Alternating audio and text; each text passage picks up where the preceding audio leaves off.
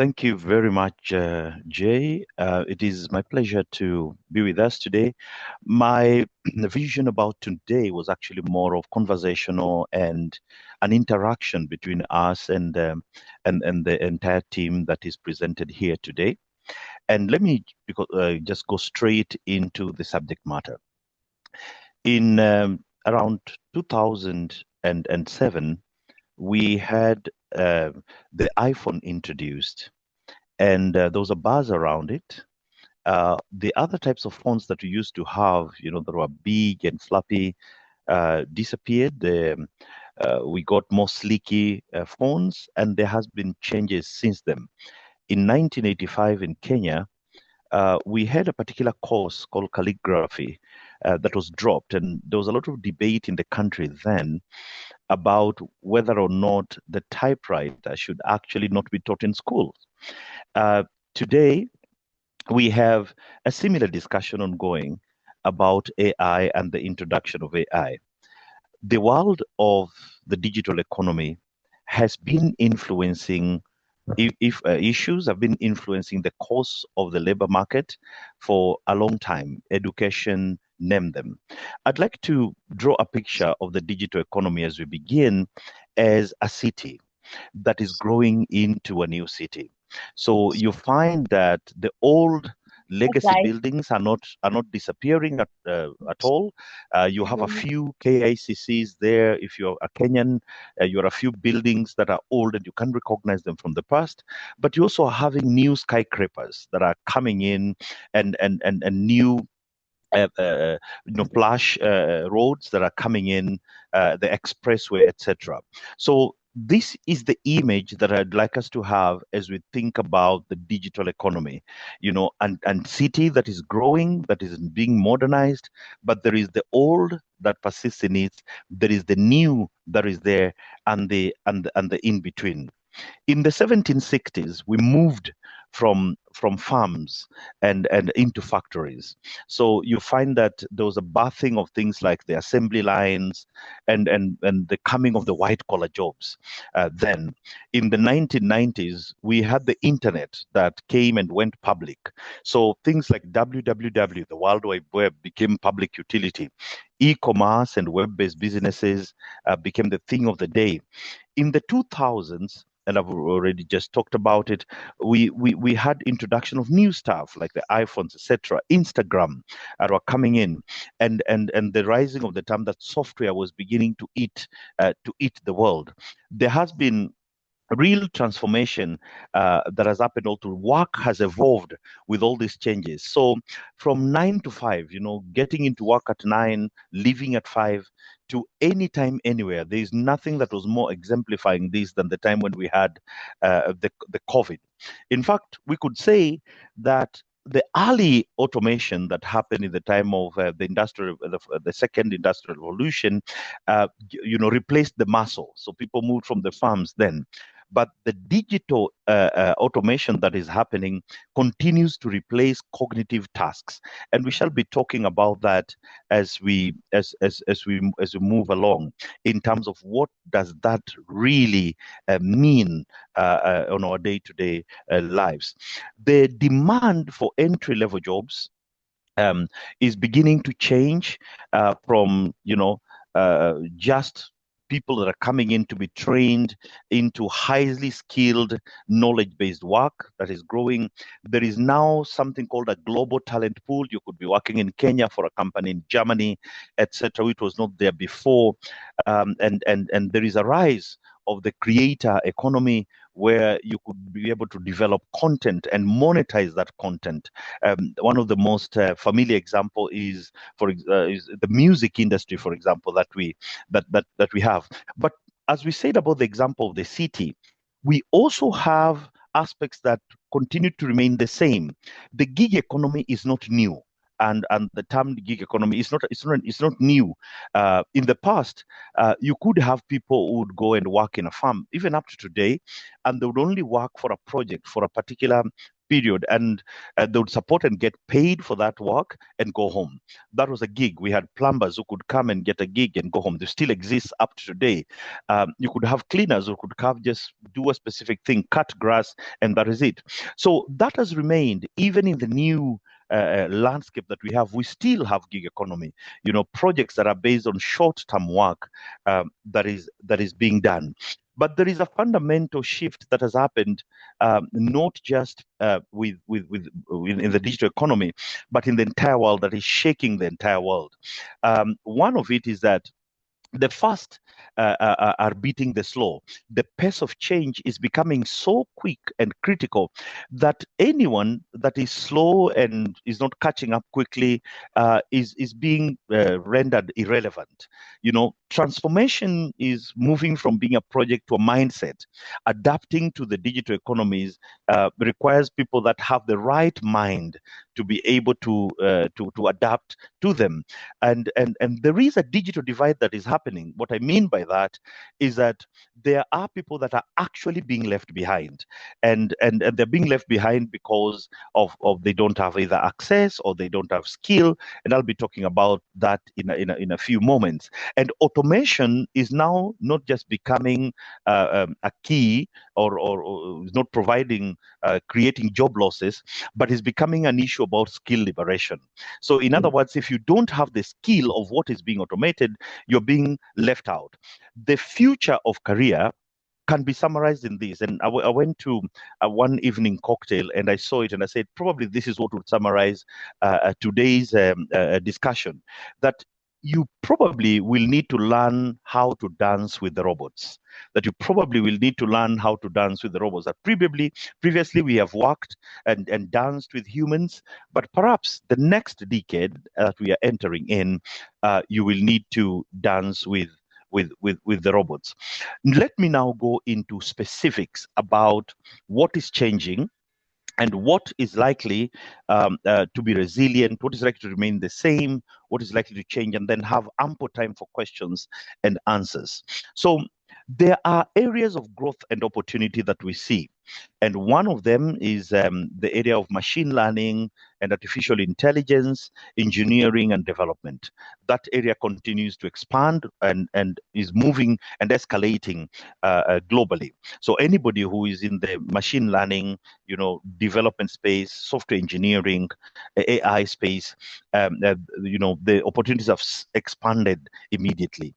The second one, anybody who is supporting digital transformation that is helping people to be able to leverage the traditional with the new and have the expertise to transform automation into day-to-day lives, either as consulting or as experts or people supporting that area is expanding.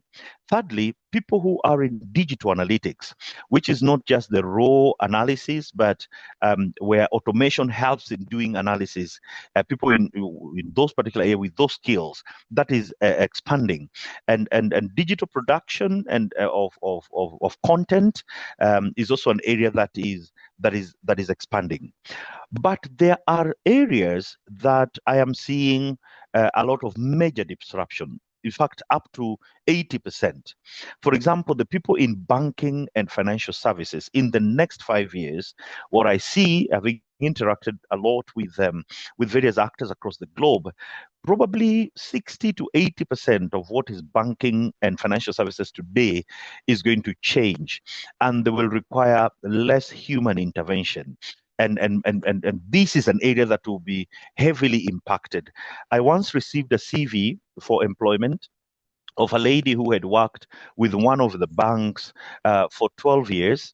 And for 2 years, she was both an intern and a junior officer. And then for another 10 years, she had worked as a teller.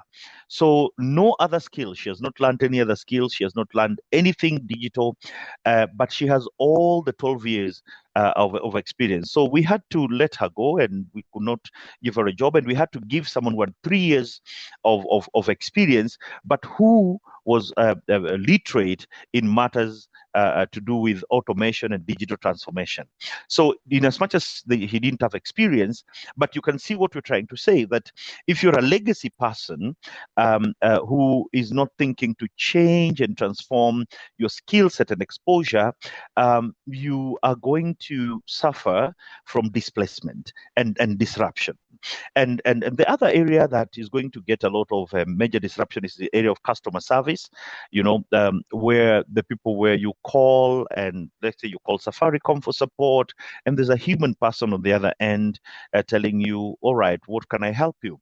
That is going to change. Already we have chatbots that are doing that work 100% and well. People who are in administration and data processing, that is an area that is also will be shaken, almost 90% of it. And people who are in basic content creation is also an area that will be shaken. But we have areas that sectors that when I look at it from an expert eye, I see a lot of resilience that will going to remain, and that is in education. Education training will be affected greatly, but education that requires mentorship, for example, skill-based, the guys who are in Tibet, the ones who are trained, welding and all that stuff, that area will remain resilient because, AI and the digital platforms cannot replace the building of a physical wall. The robot may do it, but when it comes to training of a person to do welding, etc., probably the mentor becomes important. So education that requires mentorship will remain resilient, but education that is just training will be greatly shaken. In fact, we see a situation where most of education will be automated and it will be self-paced, so to speak. Healthcare is also another area that will become resilient, but healthcare where there is need to have human touch. So that is an area where we see a lot of augmenting. By augmenting, I mean where a human works together with an AI, works together with a machine, with a robot, and together deliver the results. So imaging done by AI, diagnosis done by AI, but verification and the quality and the prescribing done by humans. So that's an area that also will have a lot of resilience. Strategic leadership. The people provide strategic leadership courses in leadership and strategic leadership. That's an area that also will have a lot of resilience. Nothing is changing in that. Is only that the leaders will have to have the new knowledge and information about the new world. People in creative industries, that's an area that we also see a lot of resilience because the content is done through Instagram, Facebook. So that's an area that will become very, very, very, very resilient. But those ones that are already at risk as we speak are the people who are in administration and routine tasks. Those ones are already at risk, and we're beginning to see a lot of layoffs happening in this area. Up to last month alone, 75,500 jobs of people who are doing admin and related routine tasks have been seen across Africa. So already that's an area that is being impacted. Middle level management is also being impacted, especially those who are middle level managers without digital and AI related skills. And what I mean by that is that who cannot leverage AI and who cannot leverage the digital platform, e-commerce, etc. So that's also an area that we see layoffs already happening in that particular area. And yes, reskilling is becoming very, very key. Those who used to do data entry, data entry and basic analysis. Already we are seeing a lot of layoffs in basic data entry and analysis. That's also an area that we see a lot of things happening. And we also see new roles that are emerging, which were not there before. In fact, if a child is aged 13 years now in Kenya, 13, 14 years and below, 65% of the jobs that they will do are not available now. In other words, it will be like 65% newer types of jobs that will happen in the next 5 years. By the time that they are 18, 65% of jobs in Kenya will either be new or will be augmented by AI. And that should be a big warning bell to people across Africa and the world, especially. So this tells you about it. In summary, we see to around 60 to 70% of jobs that are currently being done will require a certain aspect of artificial intelligence or automation moving forward. So as you can see from just the foregoing in the last 15 minutes that I've spoken, you'll see that being able to integrate and to have skill that can integrate digital platforms, tools, and infrastructure in one way or the other, that can be able to create value together with the platforms, tools, and infrastructure, that can be able to distribute this value and that can be able to package this value to be consumed, is actually jobs for the future. So, and two more things that we say before I open to questions and answers is that there has been so much growth, even in the area of AI itself, which is a recent thing. I mean, many people are only familiar with the GPT, the general pertained transformer, which is the GPT, like the Chat GPT. But we have had 7 more capabilities of AI that are already in the market as we speak. So you see, if you are not fast enough, you will find yourself irrelevant very soon. Let me take you through some of those so that you can appreciate what has happened just in the last 1.5 years alone, not even 2 years yet. There has been move from the general pertain transformer, the GPT, which we already have and we're using, but now we have something called mixture of experts. A mixture of experts is an AI capability or a network that scales tasks. So, for example, if it's put in a banking environment and somebody, for example, is looking for an account information, it will give him the account information.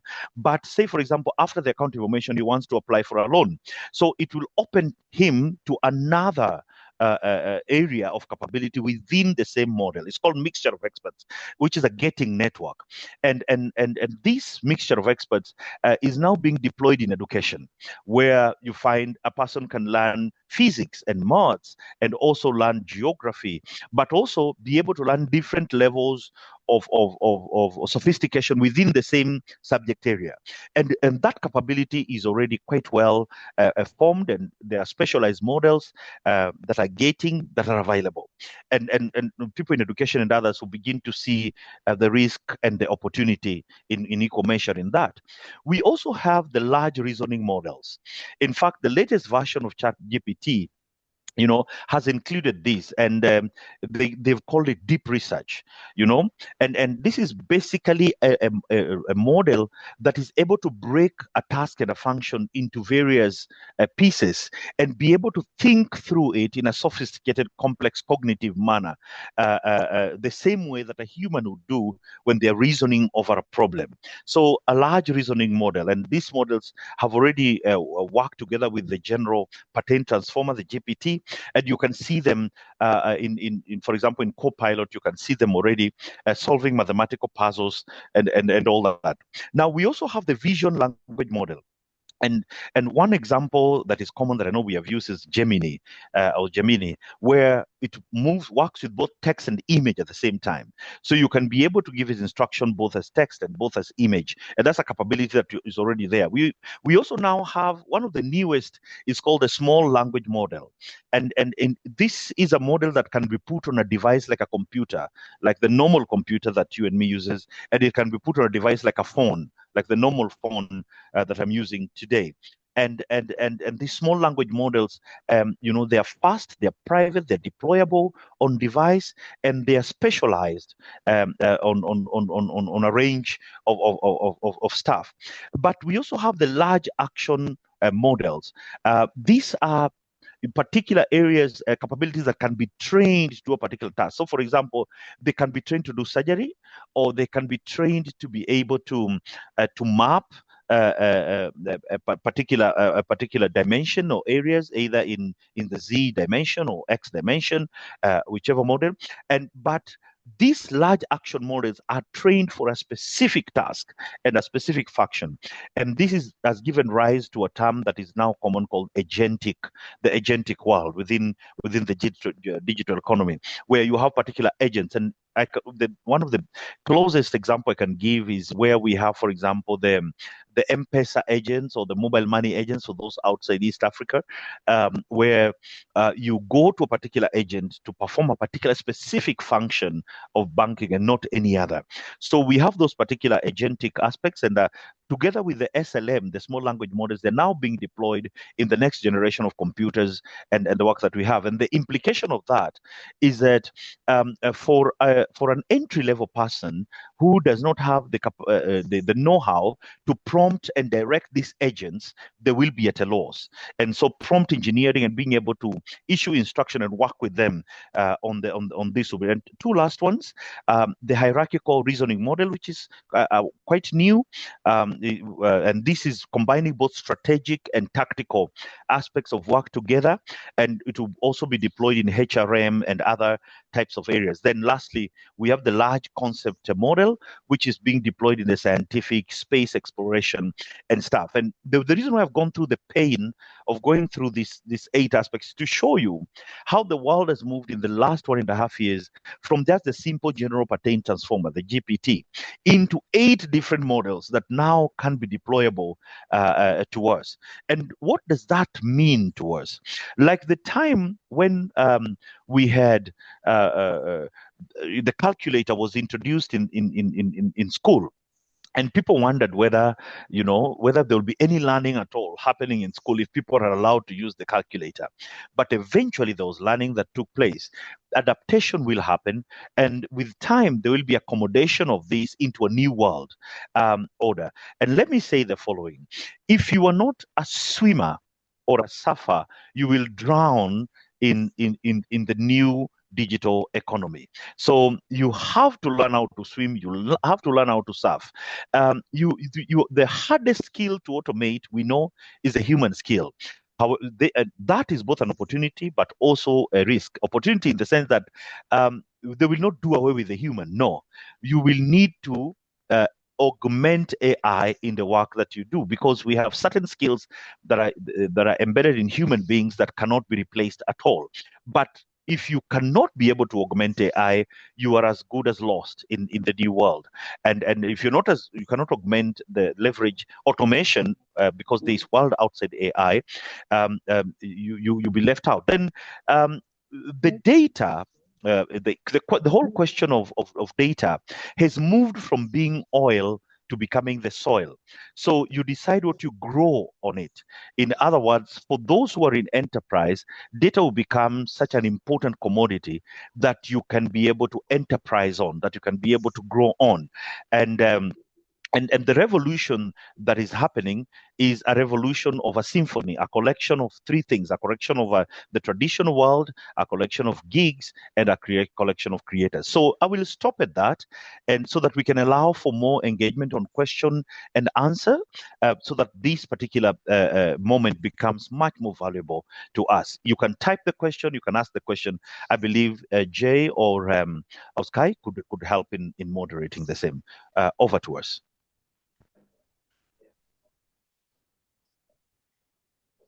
Thank you so much. Thank you so much, Leo, for that wonderful presentation. And I believe that we are going to have several questions come up. Conversations with Esther. Can see Rebecca said reskilling for the sake of leveraging technology is very key. And I think she's just echoing your presentation on that. So guys, do we have anyone with questions on AI and the digital economy? If you have any As question, they ask that, I think I'll also just comment on the reskilling. There are three parts that we are seeing. There is reskilling where you are an expert in a particular area, but are looking to find ways by which you can augment the AI and the digital economic abilities. Actually, the emerging technology that we have is not only AI. AI is about 30%. We have 17 different emerging technologies apart from AI as we speak. So in other words, the capability here for reskilling is being in a position where you know the language to communicate with the machines and with the automations. That is the reskilling here.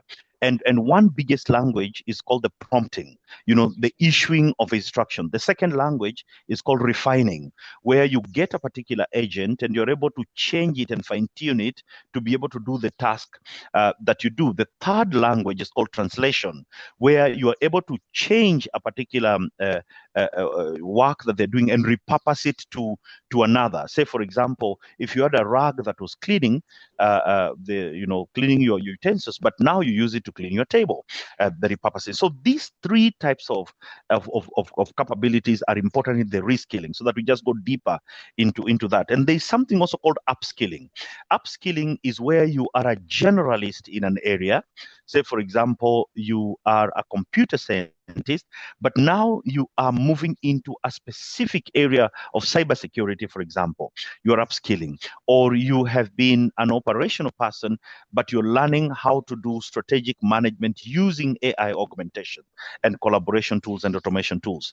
Then the third one that to talk about is called repurposing, where you have learned in a particular area. Say you have studied in education, but now you'd like to apply what you learned in education into another area. Say, for example, in medicine, where you're looking at educational psychology as a way to help in training people how to regain, how to walk with the help of robots, for example. So these three, the reskilling, the upskilling, and repurposing will be key, especially for those that are already working as we speak. Over to you. Yes, thank you so much. Thank you so much, Leo, for that. And I'm sure today I can see Miriam, you have a question? Miss Gishohi, you have a question? I can see some of you have unmuted. I'm thinking you have questions. Do you have any with a question? Richard Jellican. Yeah, I can see you have a question. Yes, I have a question. Yes, and the question I have, if you look at, I love the analogies that you've given to us, and they're very sweet. My question is, what determines the love for technology? What will I want to create or reconfigure within my psychology so that I can love technology? You can be able to see that people who love technology and want to love learning about technology, probably they are 10% of the population. What do I need to do so that I can become a hardcore consumer and user of this kind of technology? What determines? Are there studies to show the kind of traits or the behavioral components that one needs to have so that they can love technology? Mm-hmm. So, yeah, I think this is a very important question, Richard, because that then defines, the profile of people that then will not be left behind. And that's important because, as I said, it's not about a tech shift. It is about a mindset shift, right? And that's important. And let me use a real example of why I say it's a mindset shift. At the beginning, we thought that digital economy, AI, and the other 17 emerging technologies will come to displace people from work. But the evidence that we're getting the last 3 years is different. The evidence you're getting is that there's going to be a net job gain as opposed to a net job loss. Now, that's an important mindset to have. In other words, we are entering into a period of abundance from a period of scarcity. such that if you are not part of the abundance, it's because you have chosen and you cannot be able to play. It's like a game of soccer where if you're not fit to play, the coach would not field you. And this is why we are using this moment like today to say there are 4 traits that I've found so far to be very important for those that are able to move, and let me use the term differently, translate into the new aspect. One of them is what I call the core human aspects of creativity, a core human aspect of authenticity, a core human aspect of critical thinking. These 3, the authentic you, the critical thinking that you are, and basically the creativity. In other words, for a person who goes to ChatGPT, types a question, gets the resulting answer, and presents it to their manager, may not stay in a job for long. Because basically, if anybody types the same question, they'll get the same answer. This is a machine that is trained in a particular way. And very soon or not, there'll be no difference between you and the other person. But a person who is able to augment the experience they have and the technical capacity that they have to be able to create that authentic touch in the work that they have will become more valuable. And specifically, that is why when I mentor people in this new world, I say it is more better for you to be an expert in an area and then augment the technology in your area of expertise.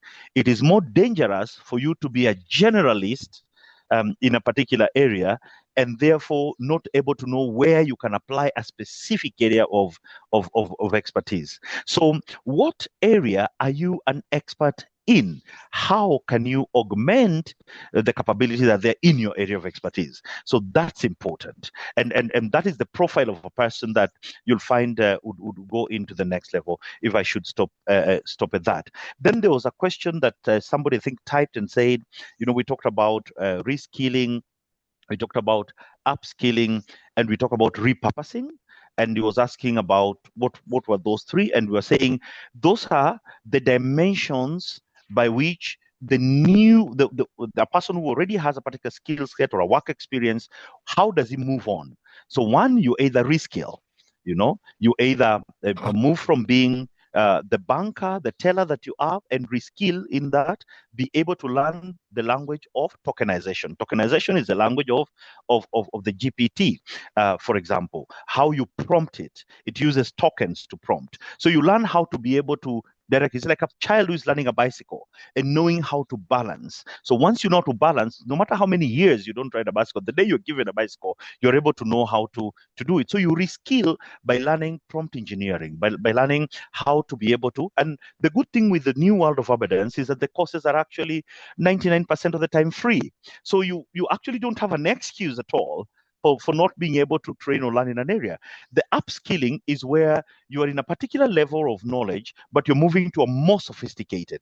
In our normal jargon, we could say you have a certificate, but you're going to get a degree. You have a degree, but you're going to get a master's in a particular area. So you're upskilling. You're moving to a deeper, higher level of specialization, move from the general to specialization. So if you're a generalist, you specialize. And repurposing here means you already have a skill in a particular area. Let's say, for example, you're already a mechanic who knows how to do the normal Toyota. But now there is a hybrid vehicle that has come that uses AI. So you now begin to understand how do you, apply the same skill of mechanics that you have in being able to repair the new hybrid model. And that is the repurposing that you're talking about. Over to us. Richard, I don't know whether that answers or applies to the question you had asked, or if you may want to add something. No, it is perfectly done. Thank you very much. Thank you. And I love your energy. I love your enthusiasm. I wish all of us can be infected by it so that we can save a lot of challenges that we have that can be solved by this particular technology. Yes, I see a question from Annie. Say, if I learn AI tools by myself, maybe via YouTube, how will I prove to a potential employer that I'm good at that AI skill? Please explain from an accountant perspective. Yeah, and and we understand this, and this is a question of whether how will you be able to prove as an authority that you learned in a particular area.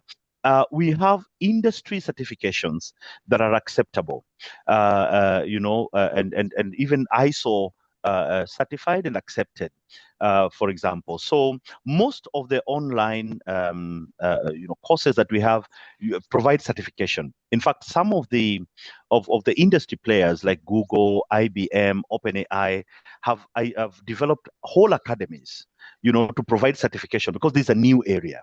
So whereas I encourage YouTube and others, but I also encourage that you get certified properly through the academies and the institutions that are industry provided. And again, most of them are free. So you probably don't have to pay much. But if you want to upskill in some of them, you may actually have to pay for upskilling. But if you're just looking for reskill, many of the reskillings are actually free and available. So there's a question. There's another one that we're asking: prompting, refining, and translating. I think I answered that, but differently. I'll help. Leo, Go I ahead. can help Go you. ahead. I can help you handle read the questions. Go ahead. How can I use AI as a police officer in my day-to-day police work in security? That's a very important question. How can I use AI? Now, there are many areas that we can use in AI. For example, identity. We have a big problem currently where identity theft has become a big issue.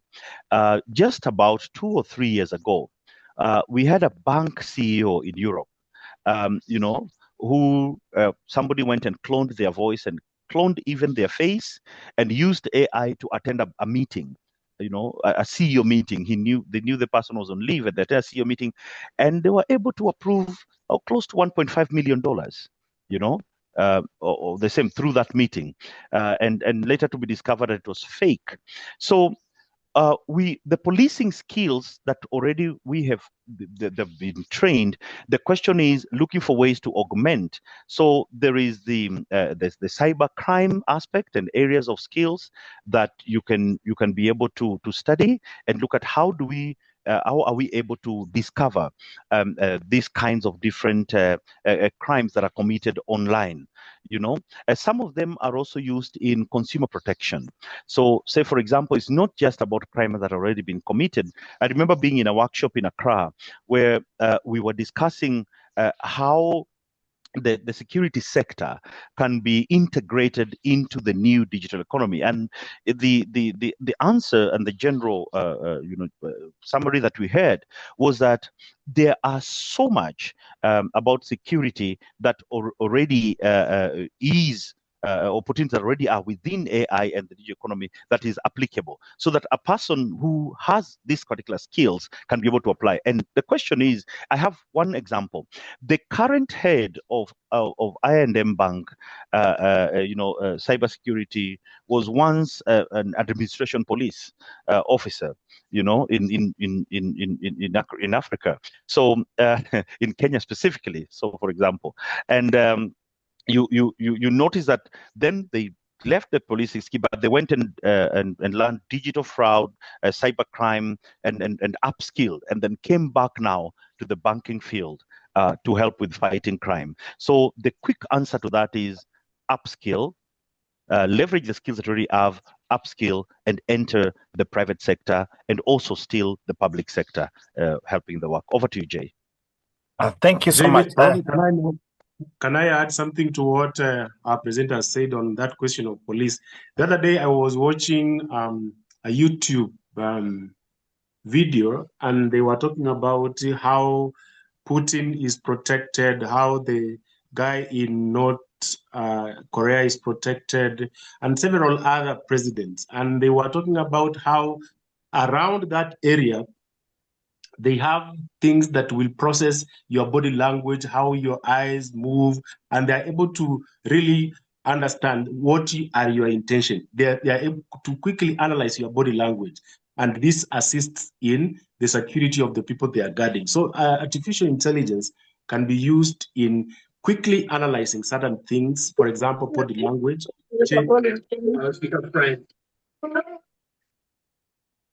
Sorry, Richie, go ahead.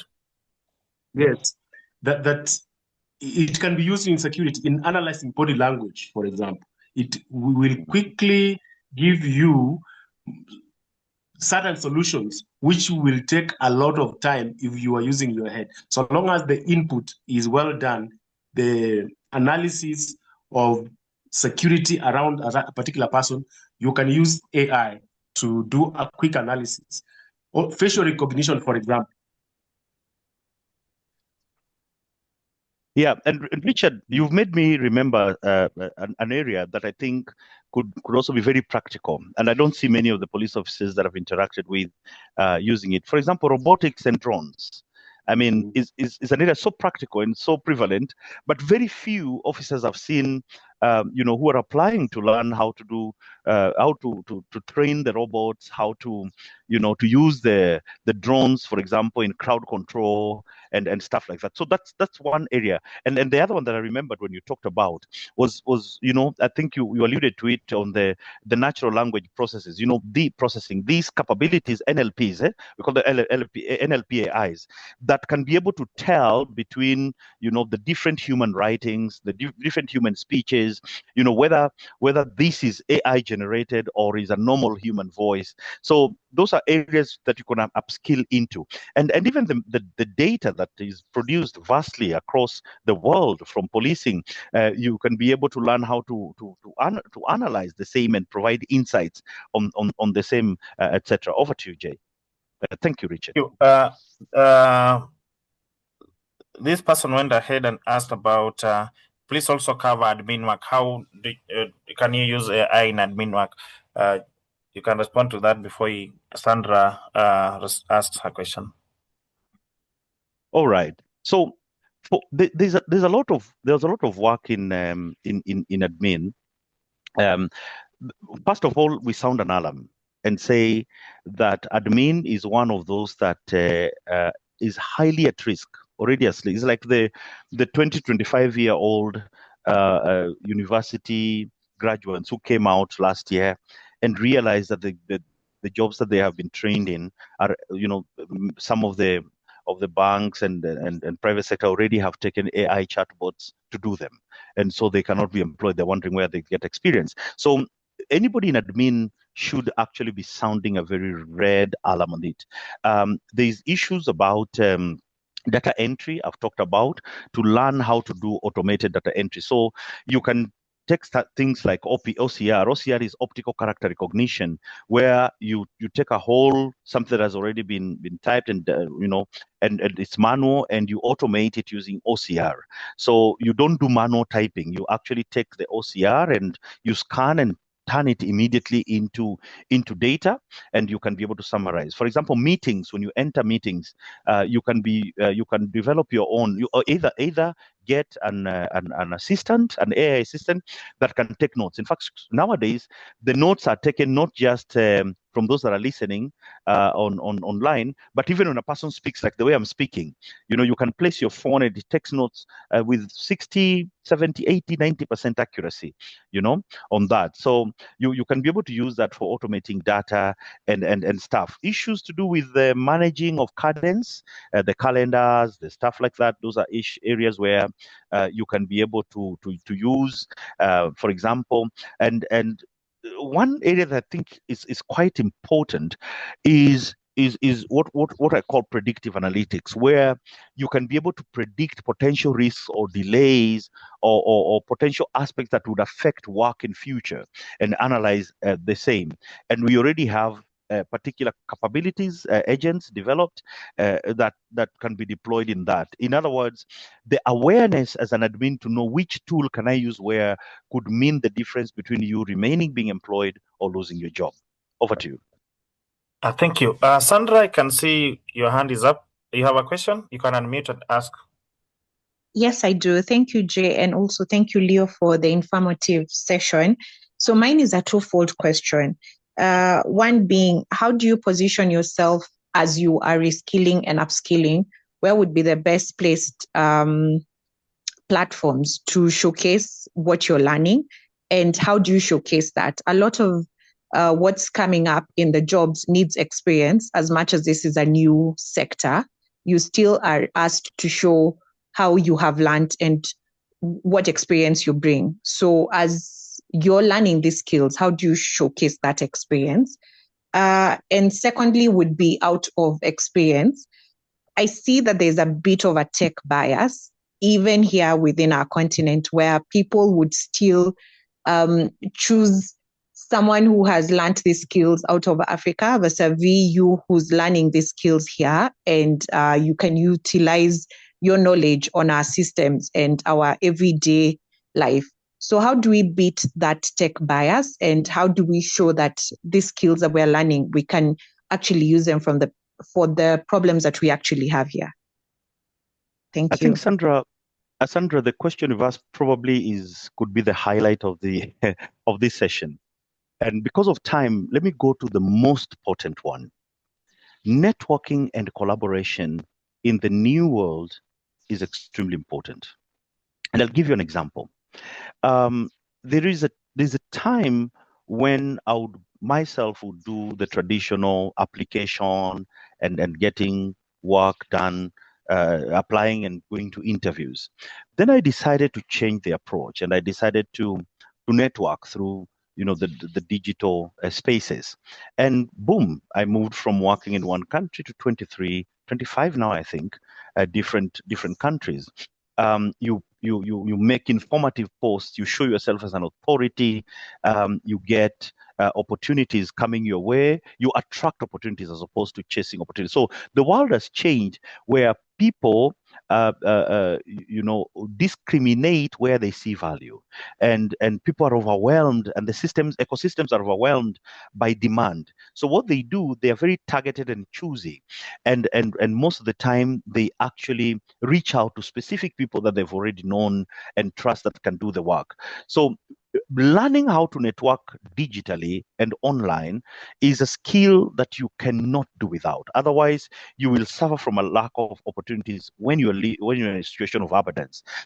Being able to attend virtual and meet workshops and meetups like these ones, the one that we are doing, is critical in being able to raise visibility of what you're doing. Secondly, you have to, as we said earlier, I think we've already talked about it, you can go for vendor certifications, the Google, the Microsoft, etc., the AWS, whichever it is, so that you can show that you can learn. There are 4 levels.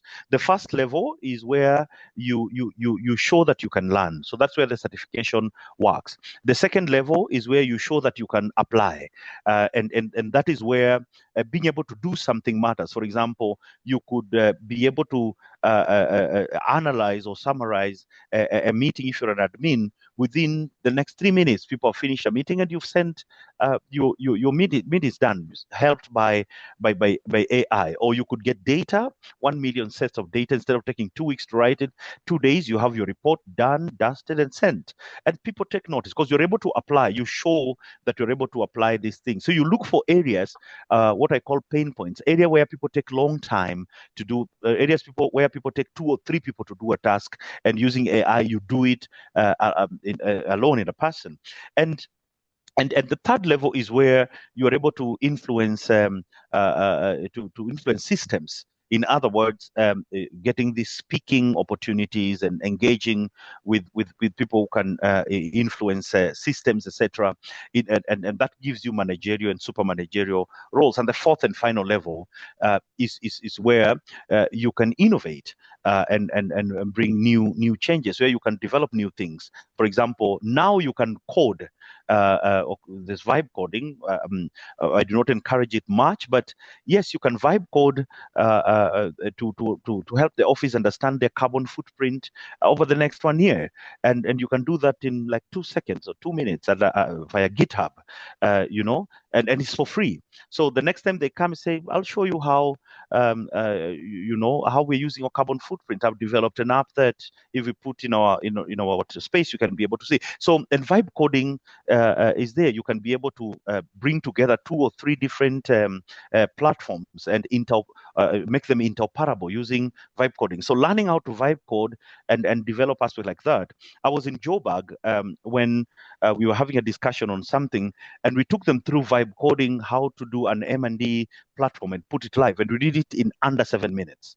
And for a challenge that they had been looking to invite a specialist to come and do, and said, look, you don't have to invite, we can do it in 7 minutes. You have something. Do you have your data? Yes. Let's train an agent to do that now, and let it be able to learn the data, develop one, and develop the dashboard and make it live that anybody can use. And it happened in 7 minutes exactly. So those kinds of capabilities, when you have, nobody is going to overlook you. In fact, people are looking for that. It's the time when this particular ecosystem is beginning to form. So anybody who is a front runner and who is fast on the bolt is going to have visibility very quickly. Over to you. Jay, may I belabor the point that our presenter has also said? Sandra, me and Jay train people for interview preparation. And one of the things we tell people is carry your portfolio to the interview room. Nobody will tell you that bring your portfolio. For example, have you written an article about AI in a local newspaper, for example? You carry it. You will show the interviewer, this is what I've written about artificial intelligence.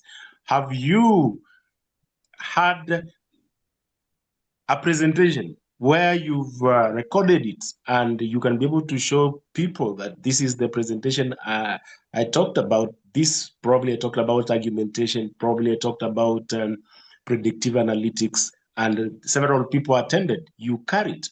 So that is how to position yourself. You talk about artificial intelligence, you write about artificial intelligence, you mentor people about artificial intelligence, you coach people about, and you record. So that is what is positioning. And as he has said, attend networking events where people will know that I will normally meet Sandra. The potential recruiters are there. You're positioning yourself. Thank you so much, Coach Richie, for that. I think from the chat section, I don't see more questions. I'm sure guys have There's a question I don't think it has been answered. How people in Africa will not get recognized easily as opposed people who come from outside. For example, somebody has come from a local university, somebody has come from Harvard. The person from Harvard will be preferred than a person probably who has come from Strathmore, Nairobi University. Probably that is, I don't know if it was answered that way. Mm-hmm. That question is critical because we have a few aspects in Africa that nobody has. For example, we use the mobile phone for finance and other stuff more than anybody else in the world. So we have created a digital nativity when it comes to mobile first innovation. What I mean by that, therefore, is that if anyone in Africa learns skills related to how to apply aspects of AI or automation that regards the mobile phone, they are already beginning to the first. I went in the Pacifics because of mastery of the phone automations, for example. And we realized that people don't have that capability nowhere else in the world. Like last year, I think we did almost over 60% of transactions that were done on mobile phone were done in Africa. So you can see that is an area we have. Number two, we have a language. We have a language edge. Most people in Africa speak 3 to 6 languages. I mean, even in this room today, you will find somebody has a mother tongue, has Swahili, has English, even if they've not done French and they've not done Arabic. And the training of the automation tools will require language training. And no one else knows these languages except many of the people in Africa. So that's another area that people learn. And you don't have to learn a new language, unfortunately, right now, because automation is actually coming to take that away. But we have nativity in terms of context, information, etc. Thirdly, is that we also have a factor price advantage. What I mean by a factor price advantage is that Whereas many of the some of the industries have already begun going back to their sovereign countries, like iPhone already folding some work because automation and AI is bringing down the cost, and so the labor cost is going down. What that the upside of that, or the good part of that, is that there are more the investors that are coming in because of our labor is affordable and not cheap. Not cheap, it's affordable, and we have the youngest population in the world, and no other continent has this kind of population that they can deploy. I mean, even if you train your 80-year-olds in AI and stuff, the truth is that you will at one point need a 20, 30-year-old, to do your work for 20 years. You have to invest in a younger population. So no other continent has the population that is young and vibrant as ours. And then finally, surprisingly enough, you will try and see whether there is a school that trained people Instagram and trained people TikTok. Try and see whether there is any school in Africa that is called TikTok school. Most of our people are so adept at online and learning stuff that they do it alone and master it and beat the rest of the world at their game. And this is an entrepreneurial spirit that has been born out of necessity. I mean, the kind of challenges we have in Africa, you simply have to be entrepreneurs, simply have to beat the game. So yes, you have everything you need to be able to succeed. We meet these people. What I mean by these people, I mean, it's competition. We beat global competition on a daily basis, and we beat the competition daily because we have an edge. So go ahead.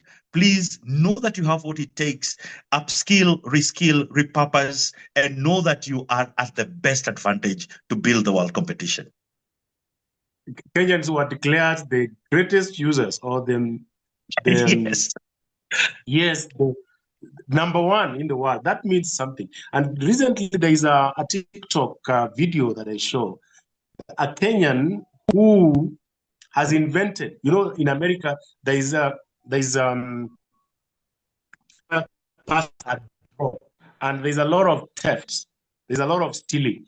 There's a Kenyan who invented a particular, I don't know if it's an application where there's a lot of security in terms of protecting those parcels. So for you to access that parcel, you must have a password. And this password, actually, it's artificial intelligence. So positioning yourself is really in the mindset. It doesn't matter really where you come. So long as you have something that is going to solve a particular problem, the issue of where you come from really does not arise. And finally, Richard, I know we are short of time, but I think this is important.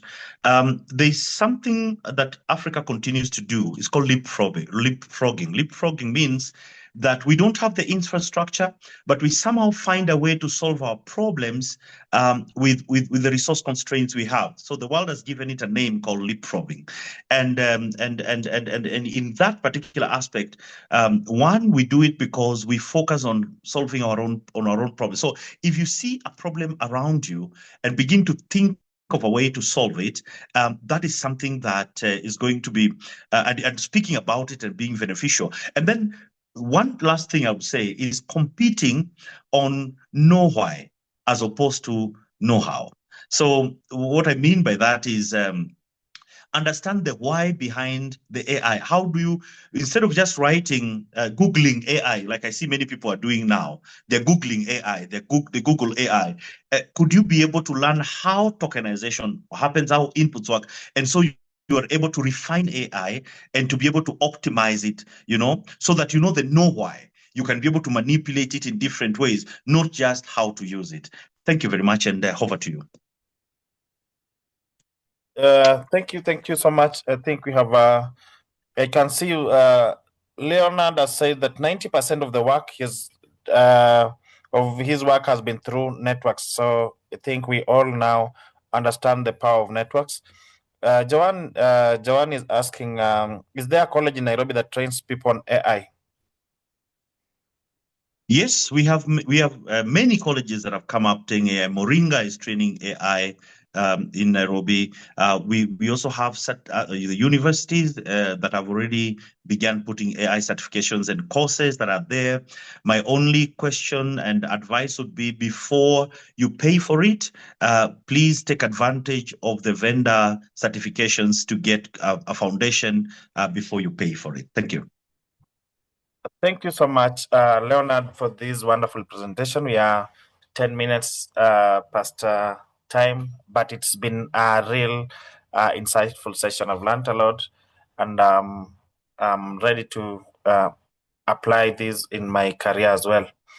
So maybe the last, your last word for this audience before we hand it over back to Skylar. Yeah, thank you. Just have one word, and I'll say it's time for you to learn how to swim. The tide is high. That would be my parting shot. Thank you, and we look forward to hosting you again in future, because this is a topic that is that we can't keep on going on and on until we learn and learn.